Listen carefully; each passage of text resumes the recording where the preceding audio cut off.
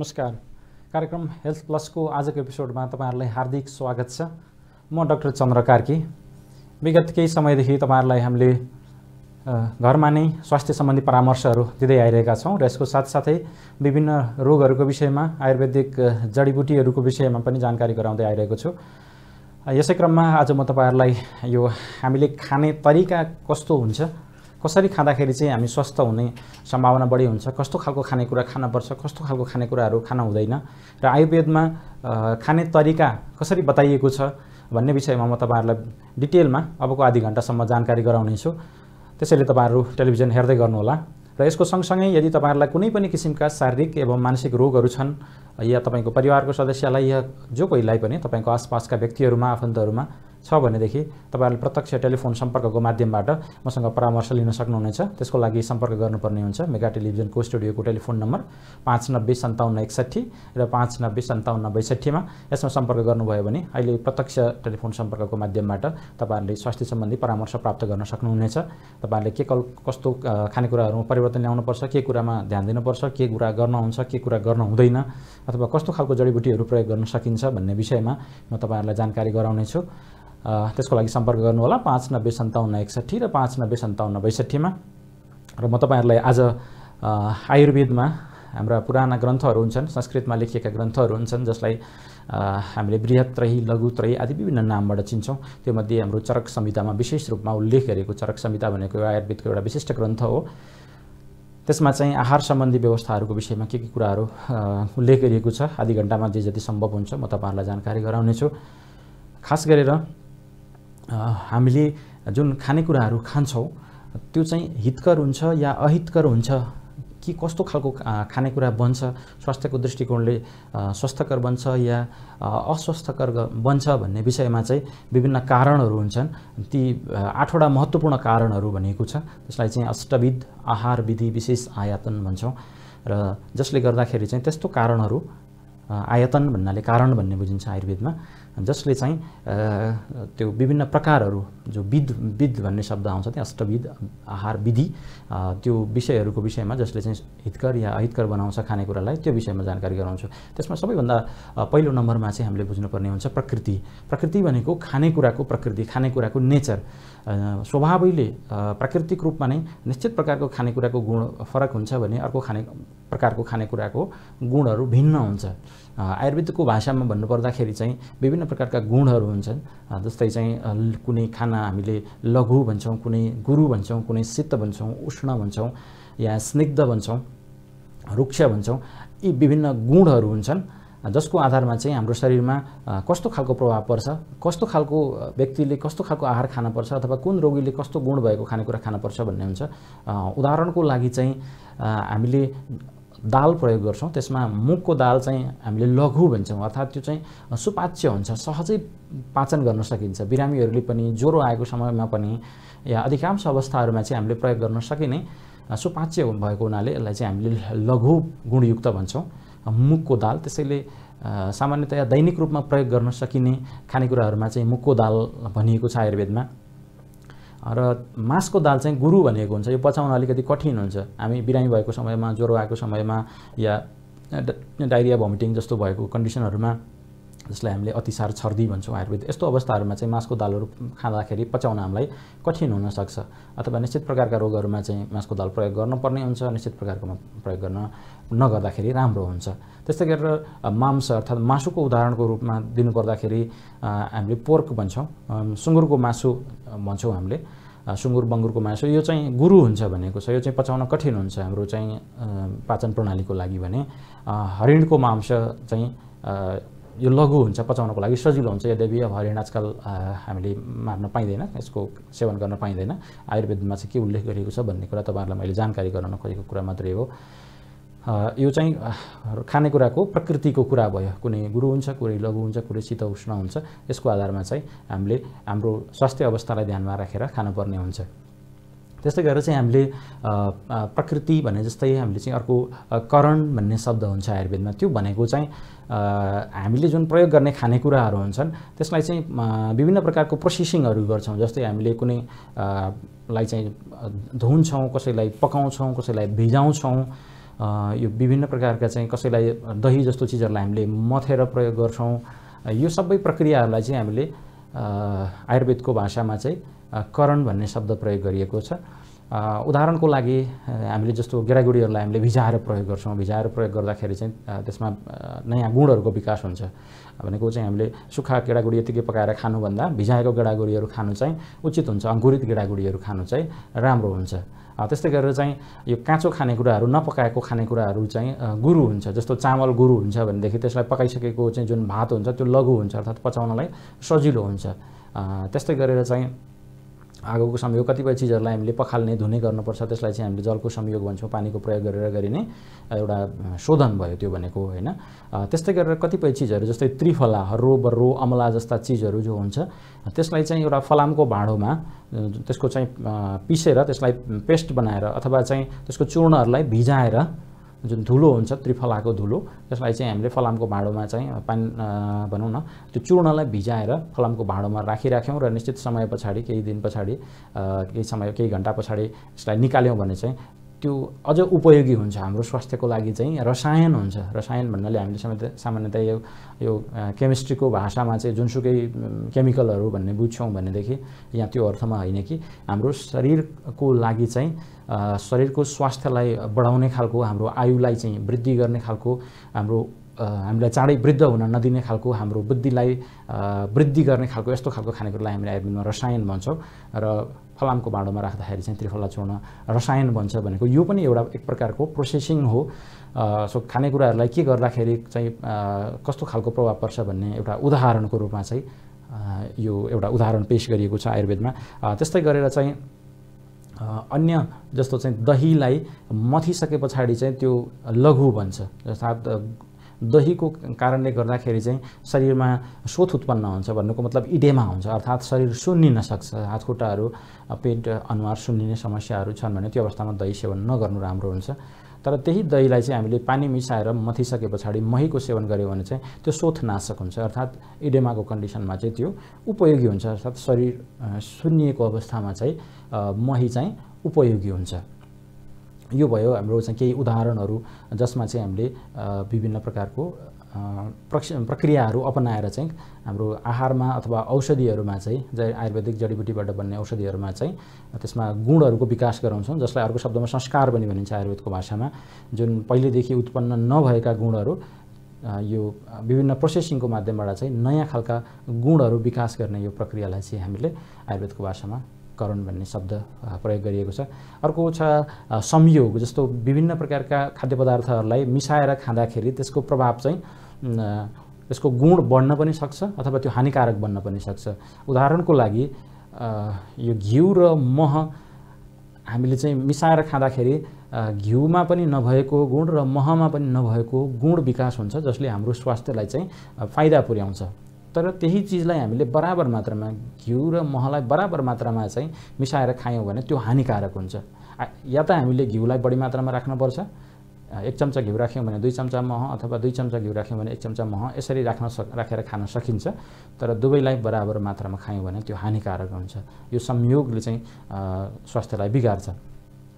त्यस्तै गरेर चाहिँ हामीले माछा र चाहिँ दुधलाई एकैसाथ खानु पनि यो एक प्रकारको संयोग हो। यसले चाहिँ यो चाहिँ हानिकारक हुन्छ। त्यसैले कतिपय चिजहरू चाहिँ मिसाएर खाँदाखेरि हानिकारक हुन्छ भने कति चिज चाहिँ उपयोगी हुन सक्छ। यसलाई चाहिँ हामीले संयोग भन्छौँ आयुर्वेदको भाषामा। त्यस्तै गरेर चाहिँ अर्को छ मात्राको कुरा जसलाई आयुर्वेदमा राशि भन्ने शब्द प्रयोग हुन्छ। मात्रा भन्नाले खानेकुराको जम्मा खाना कति खान्छौँ हामीले त्यो ओभरअल मात्रा र के चिज कति मात्रामा खान्छौँ त्यो सबै चिजको मात्रालाई पनि हामीले बुझ्नुपर्ने हुन्छ। जुन हामीले नेपाली या भारतीय खानामा हामीले चाहिँ दाल भात तरकारीको प्रयोग गर्छौँ यो चाहिँ एउटा सन्तुलित आहार हो। त्यसमा चाहिँ हामीले आधुनिक विज्ञानको दृष्टिकोणबाट एनालाइसिस गर्ने हो भने पनि यो एउटा पूर्ण आहारको रूपमा हामीले बुझ्नुपर्ने हुन्छ र धेरै पश्चिमा अनुसन्धानहरूबाट पनि यो कुरा चाहिँ हामीले प्रमाणित भएको पाउँछौँ। किनकि त्यसमा चाहिँ कार्बोहाइड्रेट हामीले भात खान्छौँ भने त्यसमा पर्याप्त मात्रामा कार्बोहाइड्रेट पाइन्छ, हामीले चाहिँ दालहरू खान्छौँ त्यसमा प्रशस्त मात्रामा प्रोटिन पाइन्छ, त्यस्तै गरेर चाहिँ सागसब्जीहरू खान्छौँ, तरकारी खान्छौँ त्यसमा चाहिँ भिटामिन मिनरल्सहरू पर्याप्त मात्रामा पाइन्छ र पानी त हामी स्वतः नै सेवन गर्छौँ नै र साथमा चाहिँ हामीले त्यसमा घिउ तेलको प्रयोग पनि गरेका हुन्छौँ जसमा चाहिँ हामीले चिल्लो पदार्थको प्रयोग गरेका हुन्छौँ भनेको carbohydrate protein fat vitamin mineral पानी सबैको सन्तुलित मात्रा त्यसमा मिल्न आएको हुन्छ र खानाको स्वाद बढाउनको लागि हामीले अमिलो पिरो खानेकुराहरू पनि साथमा हामीले खाइराखेका हुन्छौँ त्यसमा पनि कतिपय भिटामिनहरू पाइन्छ। यो हिसाबले यो आधुनिक दृष्टिकोणबाट पनि सन्तुलित आहार हो। त्यसैले हामीले खाने खानामा चाहिँ अलिकति हामीले भातको मात्रा चाहिँ बढी खान्छौँ हामी नेपालीहरूले र तरकारीहरूको मात्रा एकदमै कम मात्रामा खान्छौँ। यो चिजलाई चाहिँ हामीले थोरै परिवर्तन गर्नुपर्ने जरुरी छ किनकि हाम्रो शरीरलाई सागसब्जी तरकारीहरूको मात्रा अलिकति बढी चाहिन्छ। जति हामी खान्छौँ त्योभन्दा अलिकति बढी खानौँ र भातको मात्रा अलिकति कम गऱ्यौँ भने अझ यो चाहिँ अझ सन्तुलित आहार बन्न जान्छ। अब खास गरेर शारीरिक श्रम गर्ने व्यक्तिहरूको लागि त भातको मात्रा बढी चाहिएला, नत्र हामीले थोरै मात्रामा खाना खानु थोरै मात्रामा भातको प्रयोग गर्नु पर्याप्त हुनसक्छ। यसमा चाहिँ मात्राको विषयमा जम्मा मात्रा कति खाने भन्ने विषयमा आयुर्वेदमा एउटा सिद्धान्त छ। जस्तो हाम्रो आमासँगको जति पनि क्षमता हुन्छ हामीले टन्न खाँदाखेरि जति पेटमा भरिन सक्छ त्यसको चाहिँ 2 भाग चाहिँ ठोस खानेकुराहरू जस्तै भात रोटी या तरकारी दाल हामीले बुझ्नुपर्ने हुन्छ भने 2 भाग चाहिँ हामीले ठोस खानेकुराहरूबाट भरिएको हुनुपर्छ भने बाँकी रहेको 1 भाग 4 भागमध्ये 2 भाग ठोस खाना 1 भाग तरल खानेकुराहरू जस्तै दुध मही तरकारीको रस दालको रस या अन्य पानी यी चिजहरू तरल पदार्थले चाहिँ हामीले 1 भाग भर्नुपर्ने हुन्छ भने बाँकी 1 भाग आमाशयको जुन हाम्रो पेटको 1 भाग चाहिँ हावाको लागि खाली छोड्नु नै उपयुक्त हुन्छ। र आजकलको अनुसन्धानहरूबाट पनि यही देखिन्छ कि धेरै रोगहरूको लाग्नुको कारण चाहिँ एउटा ओभर इटिङ भनिन्छ अहिले र त्यसलाई ओभर न्युट्रिसन भनिन्छ। चाहिने भन्दा बढी हामी चाहिँ खाइरहेका हुन्छौँ जो चाहिँ हाम्रो शरीरमा समस्या उत्पन्न गर्छ रोग उत्पन्न गर्छ। मोटोपन हुनसक्छ, त्यसले गर्दा उच्च रक्तचाप हुनसक्छ, मधुमेह जस्तो रोग लाग्न सक्छ या यो लिपिड कोलेस्ट्रोलसँग सम्बन्धित समस्याहरू आउन सक्छन्, युरिक एसिड जस्ता समस्याहरू आउन सक्छन् जो चाहिँ धेरै हदसम्म ओभर इटिङसँग सम्बन्धित समस्याहरू हुन् अर्थात् ओभर न्युट्रिसनसँग सम्बन्धित समस्याहरू हुन्। त्यसैले हामीले थोरै मात्रामा हाम्रो पेटलाई खाली राख्नु नै उपयोगी हुन्छ। यो आयुर्वेदिक दृष्टिकोण पनि हो र आधुनिक अनुसन्धानहरूबाट पनि प्रमाणित भएको एउटा सोच दृष्टिकोण हो। त्यसैले हामीले मात्रालाई एकदमै ध्यान दिनु जरुरी छ खाना खाने समयमा। त्यस्तै गरेर अर्को एउटा महत्त्वपूर्ण चिज भनेको आयुर्वेदको भाषामा देश भनिन्छ। देश भन्नाले यहाँ कन्ट्री भन्ने अर्थ होइन कि ठाउँ भन्ने अर्थमा बुझ्नुपर्ने हुन्छ।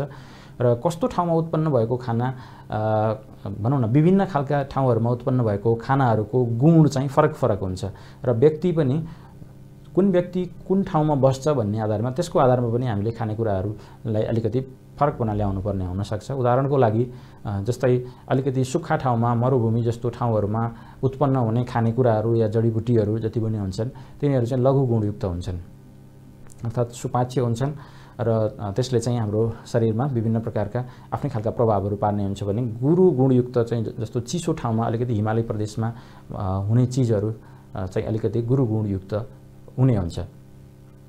त्यस्तै गरेर ठाउँको हिसाबले कस्तो ठाउँमा कस्तो परिस्थितिमा जन्मिएको व्यक्ति छ कस्तो ठाउँमा बस्छ भन्ने कुराहरूले पनि फरक पार्न सक्छ।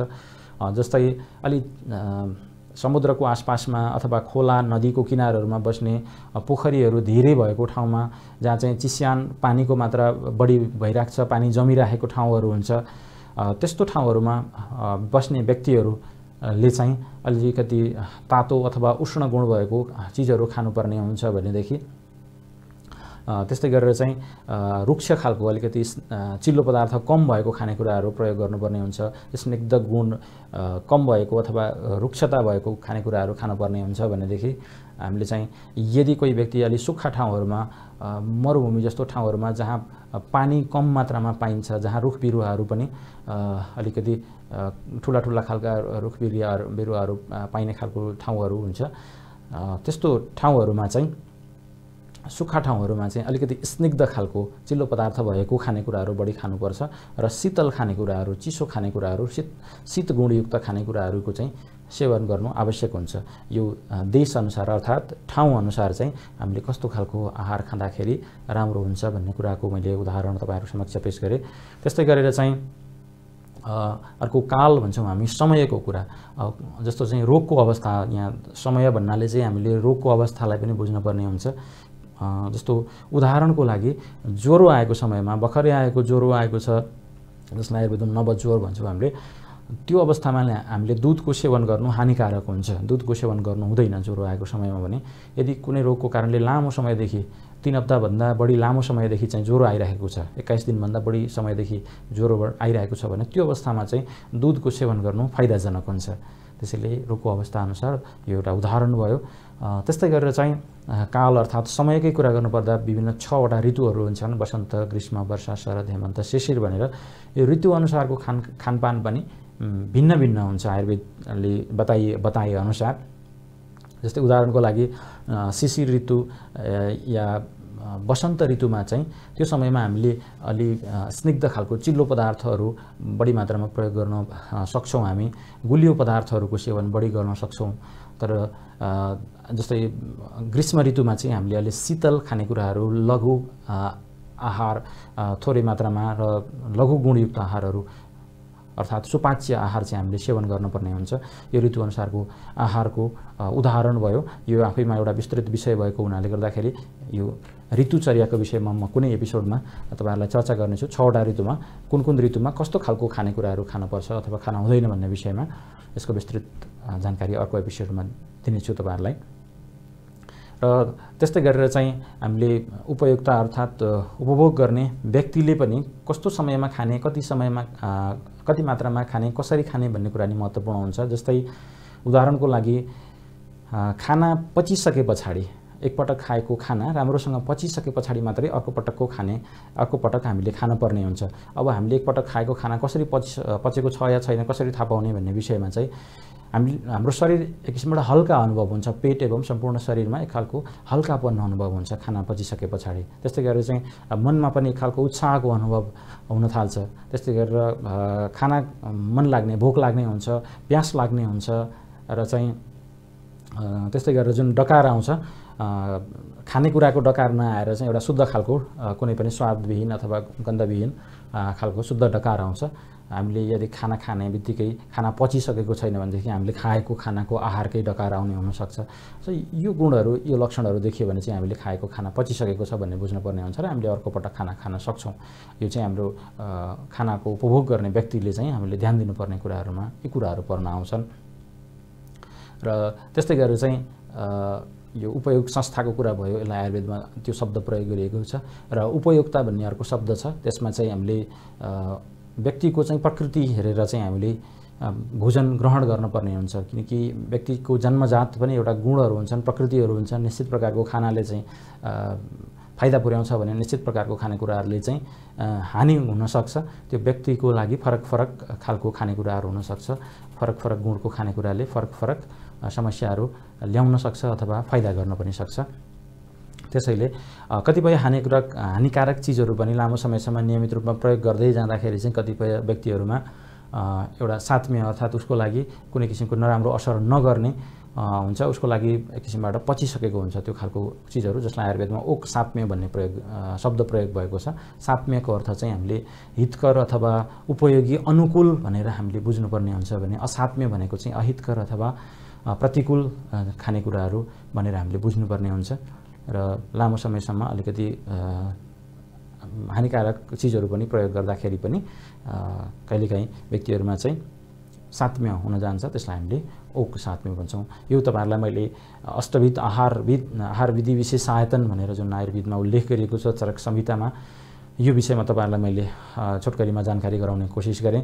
यसको साथसाथै हामीले कसरी खानुपर्छ, के खानेकुराहरू खाँदाखेरि कसरी प्रयोग गर्नुपर्छ भन्ने विषयमा म तपाईँहरूलाई सर्टकटमा जानकारी गराउन चाहन्छु। जस्तै हामीले खाना खाँदाखेरि पकाएर खाने खानेकुराहरू जति पनि हुन्छन्, जस्तै फलफुल जस्तो चिजहरू हामी काँचै खान्छौँ, त्यो बाहेकका अन्य चिजहरू जो पकाएर खाइन्छ ती चिजहरूलाई सामान्यतया हामीले उष्ण अवस्थामा अर्थात् तातो नै खानुपर्ने हुन्छ। दाल भात तरकारी हामीले कहिले पनि चिसो रूपमा खानु हुँदैन। तताएर नै प्रयोग गरेर पकाएर नै खानुपर्छ। ताजा अवस्थामा नै हामीले खानुपर्ने हुन्छ, उष्ण हुनुपर्छ। त्यस्तै गरेर चाहिँ हामीले स्निग्ध हुनुपर्छ भन्छौँ। केही हदसम्म त्यहाँ चिल्लो पदार्थको प्रयोग गरिएको हुनुपर्छ, घिउ तेलको प्रयोग गरिएको हुनुपर्छ, या हामीले दुध पनि प्रयोग गरेर खानुपर्ने पनि हुनसक्छन् कतिपय चिजहरू, जहाँ चाहिँ अथवा स्निग्ध गुणयुक्त खानेकुराहरू हामीले सेवन गर्नुपर्छ, स्निग्धता हुनुपर्छ। जस्तो हामीले दाल तरकारीहरूमा घिउ तेलको प्रयोग गरिरहेका हुन्छौँ, यसले एक खालको स्निग्धता ल्याइरहेको हुन्छ भने हामीले दुध दहीको प्रयोग गर्दाखेरि पनि त्यसमा स्निग्धताको अंश हुन्छ, जसले गर्दा चाहिँ हाम्रो आहार, हाम्रो खानेकुरा चाहिँ स्निग्ध हुन्छ। यो चाहिँ हामीले उष्ण अवस्थामा खानुपर्छ, स्निग्ध अवस्थामा खानुपर्छ। त्यस्तै गरेर चाहिँ हामीले मात्रा मिलाएर खानुपर्ने हुन्छ। मैले जुन कुरा अघि तपाईँहरूलाई विस्तृत रूपमा भनिसकेँ, व्यक्तिको लागि उचित मात्रा जति हो, व्यक्तिको क्षमता अनुसार, व्यक्तिको रोगको अवस्था अनुसार ठिक्क मात्रामा, थोरै मात्रामा सेवन गर्नु नै उचित हुन्छ। र त्यस्तै गरेर चाहिँ आयुर्वेदमा एउटा वीर्य भन्ने शब्द प्रयोग हुन्छ। हामीले यहाँ पुरुष जननेन्द्रियबाट निष्कासन हुने वीर्य मात्रै बुझ्ने होइन कि यो विषयमा। हेलो, कोही टेलिफोन सम्पर्कमा हुनुहुन्छ? हेलो हजुर, कहाँबाट को बोल्नुभयो होला?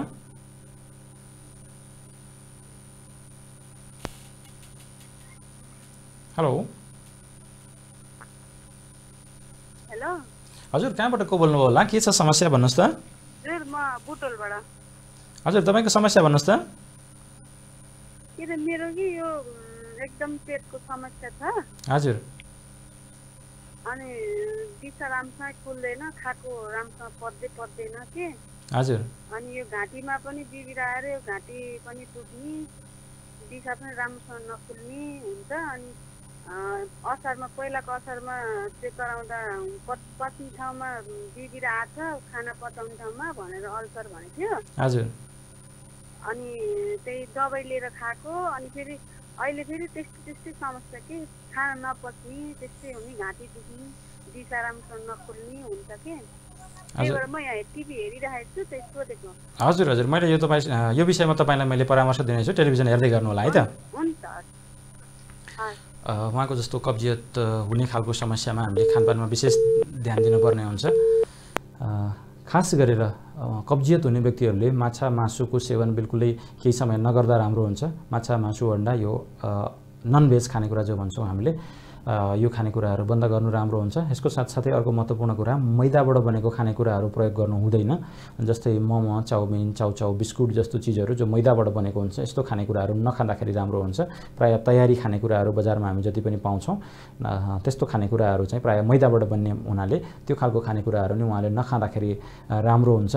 र यसको साथसाथै कब्जियत हुने अवस्थामा चाहिँ हामीले सागको प्रयोग बढी गऱ्यौँ भनेदेखि, त्यस्तै गरेर चाहिँ फलफुलहरूको प्रयोग, विशेष रूपमा चाहिँ स्याउको प्रयोग, दैनिक 1-2टा स्याउहरू हामीले नियमित रूपमा प्रयोग गऱ्यौँ भने त्यसले एकदमै फाइदा पुर्याउँछ।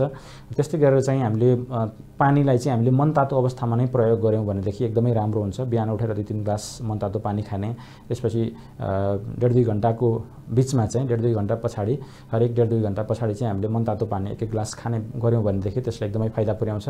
र खानासँग पनि हामीले मनतातो पानी नै थोरै मात्रामा खानु राम्रो हुन्छ। खानासँग धेरै पानी खानु राम्रो हुँदैन। खास गरेर खाना खानुभन्दा अगाडि र पछाडि पानी सेवन गर्न बिल्कुलै हुँदैन। खानाको बिचमा हामीले थोरै मात्रामा खान सक्छौँ। त्यस्तै गरेर चाहिँ उहाँको घाँटीमा पनि केही समस्या भन्दै हुनुहुन्छ उहाँले, सायद पेटमा कुनै कारणले गर्दाखेरि हाम्रो पेटमा, घाँटीमा या चाहिँ हाम्रो अन्ननलीमा पनि असर गरेको हुनसक्छ, या घाँटीको अलग्गै समस्या पनि हुनसक्छ उहाँको।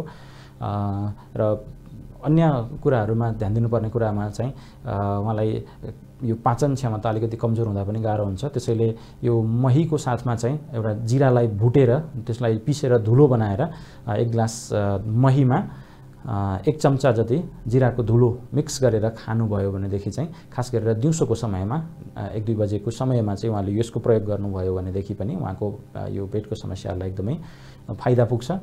र उहाँलाई अन्य पेटमा अलि जटिल किसिमको समस्याहरू पनि हुनसक्छ, जस्तो हेलिकोब्याक्टर पाइलोरी भन्ने ब्याक्टेरियाको कारणले गर्दाखेरि ग्यास्ट्राइटिस भएको या अल्सर भएको पनि हुनसक्छ। यदि सामान्य खानेकुराहरूमा परिवर्तन ल्याउँदाखेरि पनि उहाँको पेटमा समस्याहरू यदि रहिरह्यो भनेदेखि चाहिँ उहाँले अरू यो इन्डोस्कोपी भन्ने जाँच पनि गर्नुपर्ने हुनसक्छ। अहिले उहाँले त तत्कालै गरिहाल्नु, हतार गर्नु जरुरी छैन। तर यी साधारण कुराहरूमा परिवर्तन ल्याउनु पर्यो र निश्चित समयमा खाना खानु पर्यो। लामो समयसम्म भोकै बस्न हुँदैन। व्रत बस्न सकिन्छ, तर त्यो अलिकति मेडिकल गाइडेन्समा मात्रै गर्न सकिने कुरा हो। तर निश्चित समयमा बिहान दिउँसो बेलुका एउटा निश्चित समयमा खाने, कहिले छिटो खाने कहिले ढिलो खाने नगर्ने र एकैपटक धेरै मात्रामा नखानु होला, थोरै थोरै ठिक्क मात्रामा थोरै मात्रामा खानु होला र खाना खाँदाखेरि राम्ररी चपाएर खाने गर्नु होला। अलिकति समय दिएर 15-20 मिनट समय लगाएर खाने गर्नुभयो भने पनि यो खालको समस्याहरूमा फाइदा पुग्न सक्छ। यदि यी सुझावहरूलाई पालना गर्दाखेरि पनि सुधार भएन भने एउटा चिकित्सकीय परामर्शको आधारमा आवश्यक अन्य उपचारहरू गर्न सक्नुहुनेछ।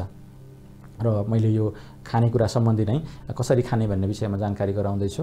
र आयुर्वेदमा एउटा वीर्य भन्ने शब्द प्रयोग भएको हुन्छ। त्यो भन्नाले हामीले पुरुष जननेन्द्रियबाट निष्कासन हुने वीर्य बिल्कुलै बुझ्न हुँदैन। यहाँ चाहिँ खानेकुराको गुण भन्ने बुझ्न पर्ने हुन्छ। र उष्ण वीर्य र शीत वीर्य भन्ने शब्द प्रयोग गर्छौँ हामीले कुनै पनि आहार सम्बन्धी या औषध द्रव्यहरूमा पनि यो शब्द बढी मात्रामा प्रचलित छ आयुर्वेदमा। र शीत र उष्ण वीर्य भएको द्रव्यहरू एकैसाथ सेवन गर्न हुँदैन। मैले उदाहरण अघि जुन माछा र दुधको उदाहरण दिएँ, जस्तो दुध चाहिँ शीत वीर्य हुन्छ भनेदेखि माछा चाहिँ उष्ण वीर्य हुन्छ, यो एकैसाथ सेवन गर्नु चाहिँ हानिकारक हुन्छ। त्यसैले यो खालको विरुद्ध आहारहरूको पनि प्रयोग गर्नु हुँदैन। त्यस्तै गरेर चाहिँ हामीले खाना खाँदाखेरि जहिले पनि एउटा निश्चित स्थानमा अर्थात् भान्साघरमा, भान्सा कोठामा, किचनमा नै बसेर खाना खानु उचित हुन्छ। अन्य ठाउँमा सोफामा बसेर, बैठक कक्षमा या बेडरुममा बसेर खाना खानु बिल्कुलै हुँदैन। यसले चाहिँ एक प्रकारको मनोविज्ञान निर्माण गर्छ हामीलाई। भान्सा कोठामा गइसके पछाडि हाम्रो शरीरमा एक खालको एउटा निश्चित खाने समयमा, निश्चित खाने स्थानमा गइसके पछाडि पनि हाम्रो शरीरमा एक प्रकारको परिवर्तनहरू आउँछ, जसले चाहिँ हाम्रो खानालाई रुचाउन, पचाउन एकदमै एउटा वातावरण क्रिएट गर्छ। त्यसैले जहिले पनि हामीले किचनमा अथवा भान्साघरमा नै बसेर खानु उचित हुन्छ।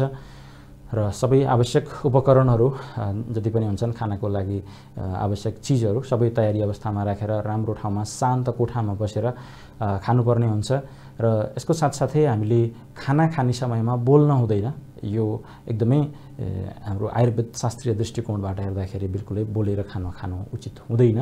र कुरा गर्दै हाँस्दै खाँदाखेरि चाहिँ हामीले बढी मात्रामा खाने हुनसक्छ। त्यसले गर्दाखेरि चाहिँ कहिलेकाहीँ हाँस्दाखेरि बोल्दाखेरि सर्किने अर्थात् हाम्रो चाहिँ खाना नलीमा खाना जानको सट्टा चाहिँ हाम्रो श्वास नलीतिर, फोक्सोतिर खाना गएर पनि हामीलाई समस्याहरू आउन सक्छ। यस्तो खालको दुर्घटनाहरू बारम्बार भइरहेको पनि हुन्छ। र त्यस कारणले गर्दाखेरि पनि हामीले बोल्ने, हाँस्ने गर्दै खाना हुँदैन। र धेरै मात्रामा धेरै समय लगाएर हामीले खाना खान हुँदैन। 15-20 मिनट समयको अवधि पर्याप्त हुन्छ। र धेरै छिटो पनि खाना खान हुँदैन र धेरै ढिलो पनि खान हुँदैन। हामीले छिटो खाना खाँदाखेरि पनि त्यो हाम्रो चाहिँ जुन र्यालहरू निस्कन्छ त्यसले चाहिँ राम्रोसँग मिक्स हुन पाउँदैन, राम्रोसँग नचपाएको खाना राम्रोसँग पच्दैन। यसको कारणले गर्दाखेरि पनि हामीलाई समस्याहरू आउँछन्। त्यसैले राम्रोसँग खाना चपाएर खानु अत्यन्तै जरुरी छ। र यदि हामीले राम्रोसँग खाना चपाएर खान्यौँ भनेदेखि हामीलाई पानीको आवश्यकता धेरै पर्दैन र खाना खाने समयमा धेरै पानीको सेवन गर्नु राम्रो पनि होइन। त्यस कारणले गर्दाखेरि पानी न्यूनतम मात्रामा खाउँ खाना खाँदाखेरि।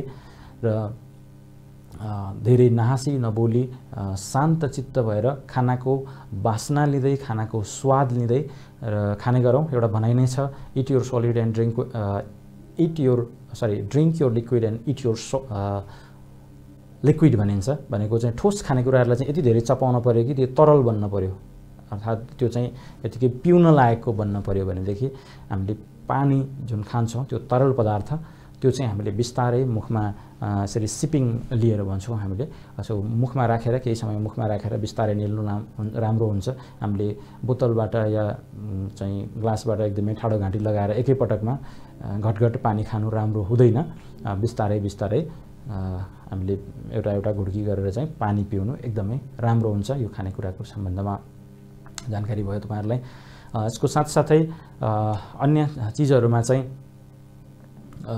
यो मात्राको कुरा अघि नै मैले गरिसकेँ तपाईँहरूको समक्षमा। र आफ्नो क्षमता हेरेर हामीले चाहिँ खानेकुरा खानुपर्ने हुन्छ। धेरै मात्रामा खानु राम्रो हुँदैन र यी कुराहरूलाई ध्यानमा राखेर चाहिँ हामीले खाना खाने गऱ्यौँ भनेदेखि एकदमै राम्रो हुन्छ। र खानेकुराको विषयमा पनि, खाने समयको विषयमा पनि कुरा गर्नुपर्दाखेरि हाम्रो आयुर्वेद शास्त्रीय दृष्टिकोणबाट हेर्ने हो भने बिहानको 10 देखि 2 बजेको समयमा, करिब 12-1 बजेको समयको आसपासमा चाहिँ यदि हामीले यो सबभन्दा बढी मात्रामा जो खाना खान्छौँ हामीले त्यो चाहिँ त्यो समयमा खानु उचित हुन्छ। यद्यपि यो खालको अभ्यास नेपाली समाजमा या शहरी जीवनमा छैन, तर तराईको कति जिल्लाहरूमा अथवा इन्डियामा यो खालको प्रचलन बढी छ। बिहान थोरै मात्रामा नास्ता खाने र दिउँसो 12-1 बजेको समयमा चाहिँ खाना खाने जुन समय छ यो एकदमै राम्रो प्रचलन हो र सम्भव भएसम्म हामीले बिहान थोरै नास्ता खाने 8 बजेको आसपासमा र चाहिँ हामीले 12-1 बजेको समयमा हामीले भोजन गऱ्यौँ भनेदेखि चाहिँ त्यो एकदमै राम्रो हुन्छ। किनकि त्यो समयमा चाहिँ हाम्रो शरीरमा चाहिँ पाचन गर्नको लागि जति पनि अग्नि चाहिँ हाम्रो जुन हुन्छ, आयुर्वेदको भाषामा अग्नि भन्छौँ अथवा हामीले बुझ्ने भाषामा हाम्रो अन्नलाई पचाउनको लागि जुन स्रावहरू सिक्रेसनहरू निस्कन्छ त्यो चाहिँ यो समयमा 10 देखि 2 बजेको समयमा धेरै निस्कन्छ। किनकि आयुर्वेदको भाषामा यो पित्त चाहिँ वृद्धि हुने समय हो र त्यो समयमा खाना खानु एकदमै उचित हुन्छ। र बेलुकाको खाना हामीले सकेसम्म चाँडै खानु राम्रो हुन्छ। कतिपयको खास गरेर तराईको जिल्लामा का बासिन्दाहरूमा चाहिँ राति 9, 10, 11 बजेतिर खाना खाने चलन पनि हुन्छ। यो बिल्कुलै खराब बानी हो। हामीले यसलाई परिवर्तन गर्नु एकदमै जरुरी छ। बेलुका 6-7 बजेको समयमा नै करिब घाम झुल्किने समयभन्दा घाम अस्ताउने समयको आसपासमै अथवा त्योभन्दा अगाडि नै खाना खाइसक्नु उचित हुन्छ र सुत्नुभन्दा करिब 2-2.5 घण्टा पहिले नै खाना खाइसक्नु, न्यूनतम पनि 2 घण्टा पहिला नै हामीले खानुपर्छ। 2.5-3 घण्टा समय पहिले खाए अझ राम्रो। खाना बेलुकाको समयमा चाहिँ ढिलो खानु बिल्कुलै राम्रो होइन र त्यस्तै गरेर चाहिँ हामीले पानीको प्रयोग जुन गर्छौँ त्यो मनतातो अवस्थामा नै खानाको साथमा जुन पानी खान्छौँ मनतातो अवस्थामा नै खानु एकदमै राम्रो हुन्छ। र जुन दही हामीले प्रयोग गर्छौँ, दहीको प्रयोग हामीले बेलुकाको समयमा साँझको समयमा बिल्कुलै गर्न हुँदैन। यसले चाहिँ हाम्रो स्वास्थ्यमा समस्याहरू ल्याउँछ। यदि हामीलाई दही खानु छ भने बिहानको समयमा दिउँसोको समयमा खाने गरौँ, बेलुका दही बिल्कुलै नखाउँ। यति विषयमा मैले तपाईँहरूलाई आजको एपिसोडमा जानकारी दिलाउने कोसिस गरेँ। आगामी दिनहरूमा पनि मैले तपाईँहरूलाई ऋतुचर्या या अन्य विषयहरूमा पनि जानकारी गराउनेछु। विभिन्न रोगहरूको विषयमा, विभिन्न जडीबुटीहरूको विषयमा। यसको साथसाथै मैले तपाईँहरूका स्वास्थ्य समस्याहरूलाई पनि समाधान गर्ने प्रयत्न गर्दै आइरहेको छु। आगामी एपिसोडहरूमा मैले तपाईँहरूलाई जानकारी दिने नै छु। यति भन्दै आजको समय करिब समाप्त भइसकेको हुनाले गर्दाखेरि तपाईँहरू समक्षबाट म डाक्टर चन्द्र कार्की आजको लागि बिदा चाहन्छु। हवस् त, धन्यवाद, नमस्कार।